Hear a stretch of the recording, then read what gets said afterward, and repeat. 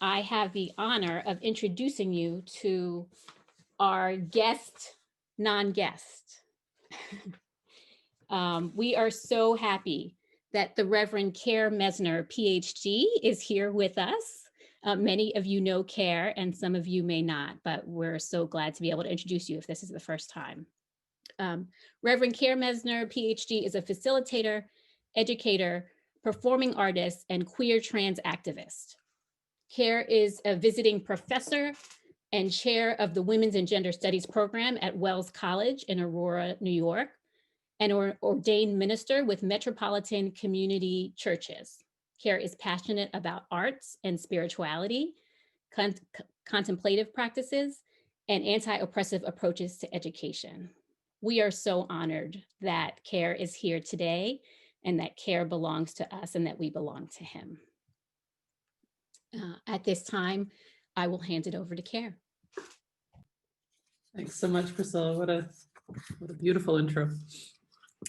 Good morning, everyone. It's so good to be here with you. I'm really feeling such deep appreciation for this community this morning.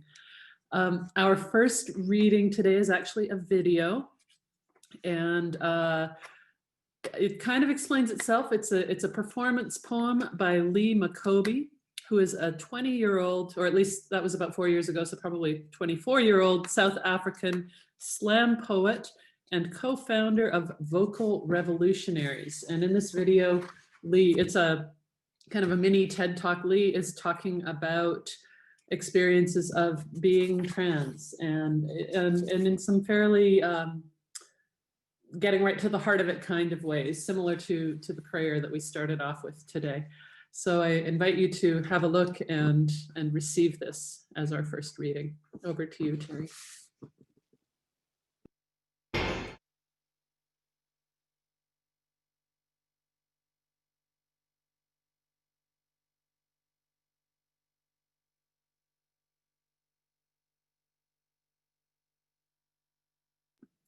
The same thing happened to me on TED Talks the other day. Something about the links.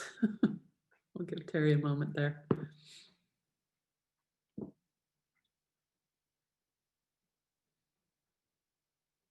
And maybe while Terry is rebooting the video, and let me know, Terry, if it's not possible, we'll carry on. But oh, here we go.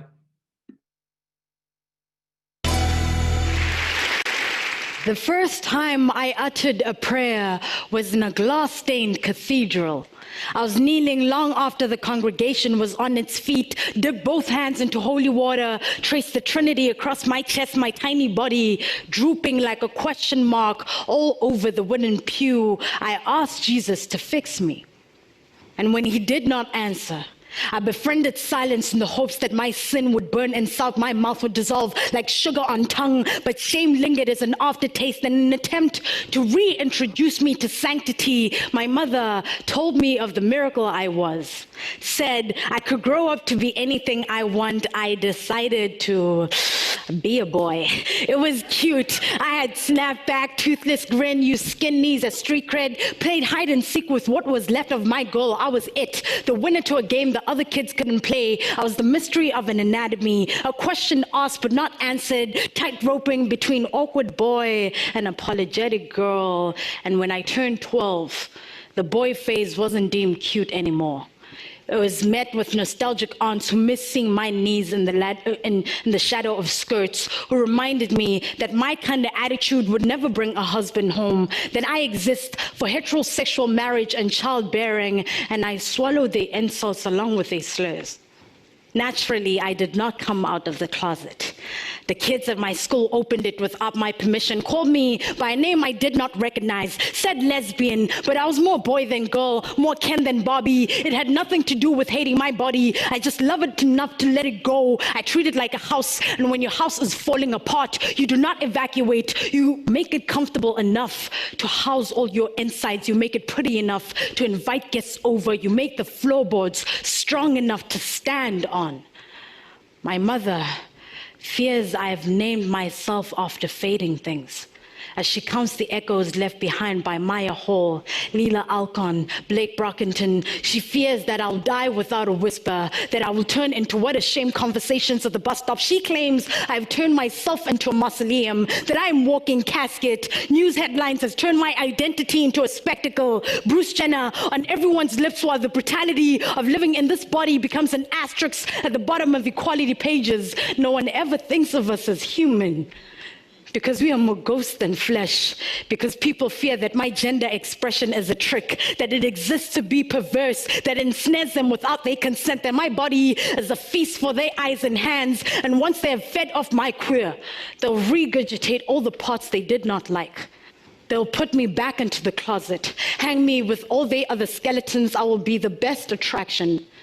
Can you see how easy it is to talk people into coffins, to misspell their names on gravestones, and people still wonder while there are boys rotting their girl away in high school hallways. They're afraid of becoming another hashtag in a second, afraid of classroom discussions becoming like Judgment Day. And now, oncoming traffic is embracing more transgender children than parents.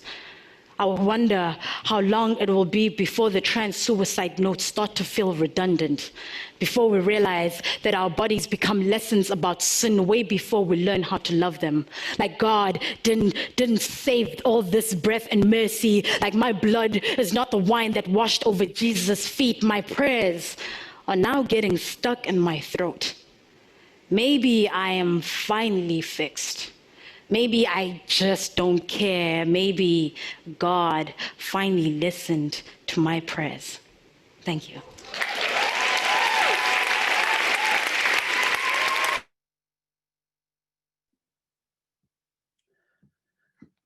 I kind of find that one a hard one to follow, actually. That could be our sermon today. Just take a moment to breathe that in. And as we breathe that in, let's turn to some words from Isaiah 56, 1 through 7. Thus says Yahweh, do what is right, work for justice, for my liberation is about to come, and my justice is about to be revealed. Happy is the person who does this, and happy is the person who holds to it, who observes the Sabbath and does not profane it, and keeps one's hands from evil deeds. Foreigners who would follow Yahweh should not say, Yahweh will surely exclude me from this people. Nor should the eunuch say, and I am a dried up tree. For thus says Yahweh, to the eunuchs who keep my Sabbath, who choose that which pleases me and hold fast to my covenant, to them I will create within my temple and its walls a memorial, and a name better than that of daughters and sons. I will give them an everlasting name that will not be excised. And the foreigners who join themselves to me, ministering to me, loving the name of Yahweh and worshiping me, all who observe the Sabbath and do not profane it and cling to my covenant, these I will bring to my holy mountain and make them joyful in my house of prayer. Their burnt offerings and their sacrifices will be acceptable on my altar, for my house will be called a house of prayer for all peoples.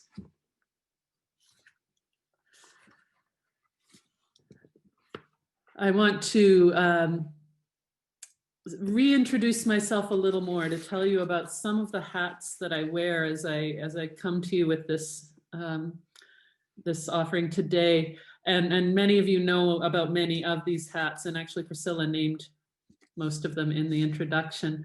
But they all inform what I'm going to share with you today. The hat of a Metropolitan Community Church minister, a denomination formed in the LGBTQ community, the hat of being a queer and trans activist, and I'll talk about that a tiny bit today, of being a college professor and a spiritual director and an artist and scholar and writer, but perhaps most of all, in terms of what we're talking about today, my identities as a queer person, as a trans man. And like all of us, there are backstories, and I want to share a little backstory to where we're headed today. And this actually, I was thinking this morning, this probably goes back a little over 2 decades. back in my days living in New York City and training to be a minister. I was an intern at that point at Metropolitan Community Church of New York, and learning over a long period of time, learning how to be a minister, studying and interning and practicing my skills. And also in the very early days of my own gender journey, I had come out several years before that as lesbian. And then through my involvement with this wonderfully queer church, began to explore my own gender queerness as a part of that spiritual journey. Flash forward maybe a year or two, and it's Stonewall Sunday, the Sunday at MCC New York and at a lot of MCCs in June, where we mark the anniversary of the Stonewall Rebellion, the Stonewall riots in New York City. And it was actually a liturgical day for us, and we would mark it every year. And on this particular Stonewall Sunday, my dear friend Presley Sutherland was preaching, and he was in the midst of his sermon in this long, sort of the sanctuary there was kind of long and narrow. It was a converted, I think it used to be a candy factory in Hell's Kitchen. And Presley was up at the front preaching, beginning to preach this beautiful sermon about what happened on Stonewall Sunday, when suddenly in the back of the sanctuary, someone stood up and started shouting back at him. And it was Sylvia Rivera, who many of you have heard of, who was one of the trans women there at the Stonewall riots, and who is just now, after her, many years after her death, beginning to get the kind of recognition and accord for her incredible activism and tenacity that she often didn't receive in her life. At any rate, Sylvia had come to church, much to all of our surprise. This hadn't happened before, to my knowledge, stood up in the back of the church and began calling out to Presley in the middle of his sermon, interrupted him and started shouting back. And I don't remember the exact words that she said that day, but the gist of it was she was telling him and all of us what actually happened that day. She was telling her story, and Presley, being Presley, rolled with it. And it became this kind of sermon between the two of them where they were talking back and forth and loudly across the sanctuary while Sylvia taught us. And really the two of them preached that Sunday. Sylvia continued to come to church, and she got involved in various aspects of the church, and eventually she began to run the food pantry there. And eventually after her death, a youth shelter that still runs there was named after her, the Sylvia Rivera, actually I can't remember if it's the food pantry or the shelter, but there are things there, ministries there named after Sylvia. But also through that time, my friendship with Sylvia grew through our shared areas of ministry in the church and through our shared involvement in a little support group that took place in the church called Gender People. And it was a gathering place for folks of all kinds of gender experiences. And at different points, I attended that group, and then later on, I facilitated that group. And Sylvia also moved through it in various ways. And eventually Sylvia and I also engaged in activism together. We got arrested together, doing civil disobedience protests, protesting religious homophobia. So Sylvia is foundational, really, to my understandings of who I am as a minister, as a queer person, as a trans person. She's foundational to my understanding of who I come from. In all honesty, I don't know a lot about my ancestors, and it's something I want to remedy, but I would say that for me, Sylvia is one of them. So we fast forward again to the present day, or a year ago from our present day. About a year ago, I responded to a call from G's magazine. I don't know if any of you know G's. It's a kind of a radical Christian magazine for folks who are, sorry, my computer is doing strange things. Bear with me here. There we go. Radical sort of Christian, edge of Christianity kind of magazine for folks who want to explore that aspect of their spirituality together. And this call for G's magazine, this was about a year ago now, was for a special upcoming issue on death and dying. Nice light topic. So I thought about it, and I pitched a piece on what trans bodies have to teach us about death and dying. And they accepted my pitch, which meant I needed to write this thing. And then as I was going to soon sit down to start writing this piece, COVID happened. And racial justice uprisings happened. And I found myself trying to write this piece while I was holding some big questions like how do we make sense of what's happening in the world around us right now? And how do we hold space for our deep grief and anger and our resilience and our rage? For those of us who are white, how do we do our own work, facing into our discomfort and our complicity and with the ways we have benefited from white supremacy? For us here in the Chestnut Hill United Church community, how do we hold these questions and these tensions and this work, the work of gender justice and the work of racial justice and the community work of honoring our gifts, but also wrestling with the places where we need to learn and to heal and to grow? Side note, teaser alert, there'll be an opportunity to explore those questions after service today, and I hope you can stay and join us for that. For those of us who are trans and non-binary and two-spirit and gender diverse, how do we maintain our resilience in a time when many of us as trans folks are at heightened risk of COVID and of losing our healthcare rights, when those risks are even exponentially higher for trans people of color? For all of us, how do we keep going and stay rooted spiritually without bypassing our very real pain and loss and grief and rage? And so holding all of these questions, I came back to this initial question of what trans bodies might have to teach us about death and dying. And I want to share with you now this short piece that came out of that exploration. And it's also been published in G's magazine. So I'll try to remember to post the link after I finish the sermon in case you want to look at it in text form later on. This piece is part essay, it's part prayer, it's part litany. And so I want to invite you to hear it today in a spirit of active participation. And so my gentle invitation to you is to really check in with yourself as you listen.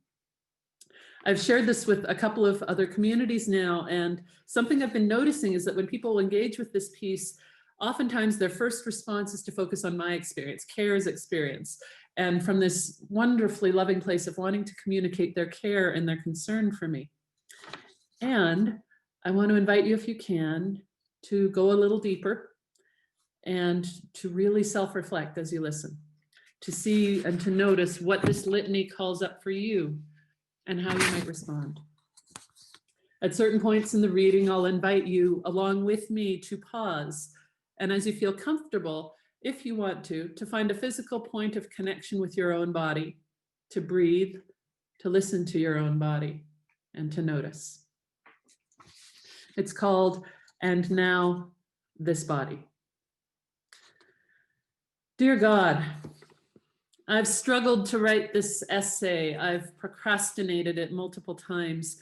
I keep waiting for the world to settle a bit so that I can make sense of this swirl of events, of violences and resistances and deaths and resurrections and cries from the bodies of people and the bodies of communities. I find myself losing my ground, unsure how to even locate myself in this moment. And then, God, you remind me, an intuition. And now, this body. One hand on the chest, one hand on the belly. Remember to breathe. And now, this body. I slow down a little. I breathe a bit shallowly into my chest, but with patience, my breath deepens a little. And I remember my body as teacher. Queer trans author Sam Dillon Finch reminds me that the truth of transition, as Sam says, the truth of transition, they will tell you, is that it is pure and unadulterated joy and discovery. It makes for a touching story, to be sure, but quietly, Sam says, I hold the space for something more, the messy reality that mingling with that joy is also raw and relentless grief, a letting go that too many of us struggle to make sense of, end quote. Finch's words resonate. My transition is far from the tidy before and after narratives we see in our popular media. For me, it's non-linear, and it's involved a series of discoveries, of deaths and sparks of life, of paring down to the bare bones of what's most vital, necessary, and life-giving. And now, this body. One hand on the chest, one hand on the belly. Remember to breathe. And now, this body. But not just my body. I remember what our trans bodies teach us in the face of unimaginable violence. The Sylvia Rivera Law Project reminds me of the disproportionate levels of poverty, homelessness, incarceration, and deportation that trans people experience, of how deeply intertwined these forces are. The news reminds me that our government has recently rescinded healthcare civil rights for trans folks, many of whom are at heightened risk of COVID-19. And yet, trans folks know what it is to summon deep resilience in the face of these systems that seem designed to erase, to deny, to forget, to eradicate. I remember getting arrested alongside Sylvia Rivera while we engaged in civil disobedience, protesting religious homophobia. I remember lessons she taught me about tenacity and perseverance and not giving up, even in the face of her own death. And I remember the quieter ways she taught the young genderqueer lesbian that I was how to begin to move even more into his transness. It took me another 25 years, Sylvia, but I got here. A death, a rebirth, building on many deaths over time, new life emerging. And now, this body, one hand on the chest, one hand on the belly, remember to breathe, remember to, but wait. Is breathing now a privilege reserved for those of us who are white? Black lives crying out over and over that they can't breathe. They can't breathe. How do I respond? How do I move to action while also feeling deeply into this moment, into these centuries of moments, into the recognition that Black trans lives, and especially Black trans women's lives, are particularly precarious? How do I respond when I feel overwhelmed by how much I need to learn, to listen, to do better, and again, an intuition, but perhaps this time with a slightly different inflection. And now, this body, yes, this body, this white trans body with its complex positionality in our current climate, this body has work to do. And now this body is stepping into, leaning into the discomfort of that learning and listening, because to not do so is to be complicit in the death-dealing system of white supremacy. All of this requires me to sink deeper, to listen to my body, to my world, to you, God. And again, I hear a reminder that brings clarity. And now, this body, one hand on the chest, one hand on the belly. Remember to breathe. And now, this body, this moment, this time, breathing deeply, listening deeply, and responding deeply. And you, my friends, what joys do you bring into this moment? What griefs? What deaths are you navigating in your own life, in our world? How might your own body be a source of wisdom and resilience and tenacity, even in the face of death? And now this body, one hand on the chest, one hand on the belly. Remember to breathe. And now this body. Amen. And so, friends, and Priscilla, I'm going to look to you for a nod to see if we're still okay for time. Yes, okay. So, friends, I want to invite you into a moment, at least, of response from that place of checking in with yourself, with your body as you felt able, with your own listening and wisdom. I want to invite you to respond if you feel led to do so, either in the chat or just by unmuting yourself. We'll just do it popcorn style, just with a word or a phrase. Doesn't need to be more than that, that might have come to you as we were reflecting together. If two people happen to speak at once, we'll both take a breath and then try again. And again, inviting you to respond from what you noticed for yourself as well.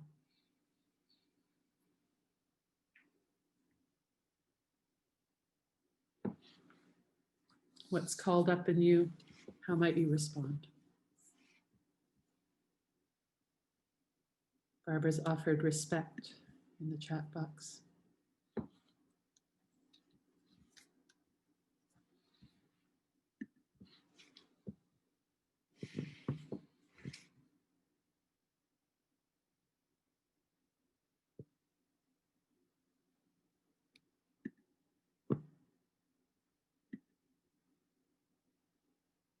And I will give us a moment here. As I say with my students, I am really comfortable with silence.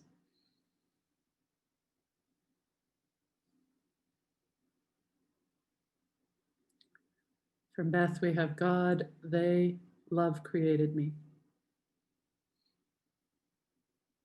From Karen, the vessel of our bodies is wide and deep and has so much potential to work for good.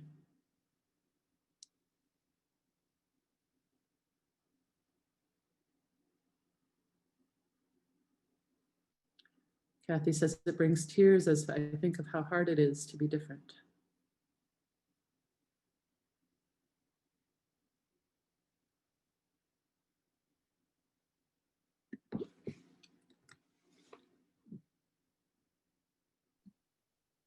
Kara, there's one there from Leslie and from Leslie.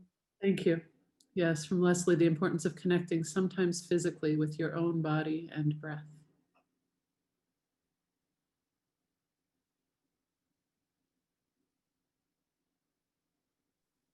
And from Becky prior to that one.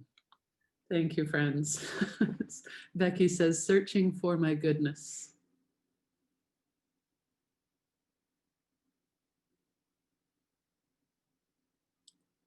Taking another couple of breaths in case there's anything else that wants to be written or spoken aloud.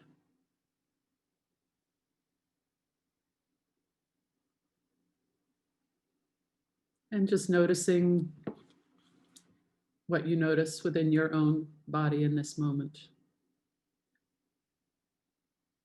With kindness, with curiosity. I see a note about Marianne's chat, but oh, here we go. Got it. Marianne says, I too felt moved to tears. Thank you, Marianne.